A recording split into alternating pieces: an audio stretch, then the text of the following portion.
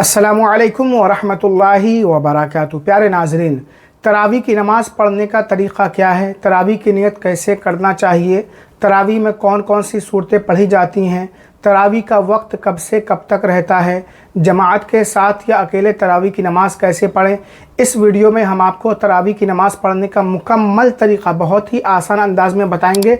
आप गौर से इसे सुनें, अच्छी तरह समझ लें। चैनल को सब्सक्राइब करके बेल आइकन ज़रूर दबा दें। तरावी की नमाज़ मर्द औरत सबके लिए सुन्नत मुअक्कदा है। बग़ैर उज़्र और मजबूरी के तरावी छोड़ना जायज़ नहीं है। तरावी की कुल 20 रकतें हुआ करती हैं और ये 10 सलाम के साथ पढ़ी जाती हैं, यानी 2-2 रकत करके आप तरावी की नियत करेंगे। पहले आप इशा की 4 सुन्नतें, 4 फ़र्ज़, 2 सुन्नत और 2 नफल पढ़ लें, फिर तरावी की नमाज़ अदा करें। आप इस तरह करें, नियत की मैंने 2 रकत नमाज तरावी पढ़ने की, सुन्नत रसूलुल्लाह की वास्ते अल्लाह ताला के, मुँह मेरा काबा शरीफ की तरफ या फिर रुख मेरा काबा शरीफ की तरफ, दोनों कह सकते हैं, पीछे इस इमाम के। अगर आप अकेले तरावी पढ़ रहे हैं तो पीछे इस इमाम के ना कहें। बेहतर है कि हर 2 रकत की अलग अलग नियत करें। इस तरह 10 बार आप नियत करेंगे। अगर चाहें तो शुरू में ही एक ही बार में आप 20 रकात की नियत कर सकते हैं।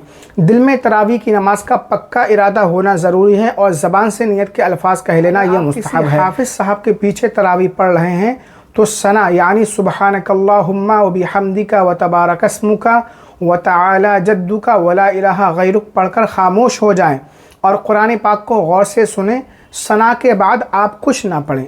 अगर अकेले पढ़ रहे हैं घर में तो पहले सना पढ़ें, फिर अल्हम्दु शरीफ, उसके बाद कोई एक सूरत पढ़ें और रुकू सजदा वगैरह बाकी नमाज़ों की तरह आप करें। अकेले तरावी पढ़ने का सबसे आसान तरीक़ा यह है, मिसाल के तौर पर अलम तरा कैफ़ा फ़अल रब्बुका बि अस्हाबिल फ़ील से लेकर सूरह नास तक 10 सूरतें हुआ करती हैं।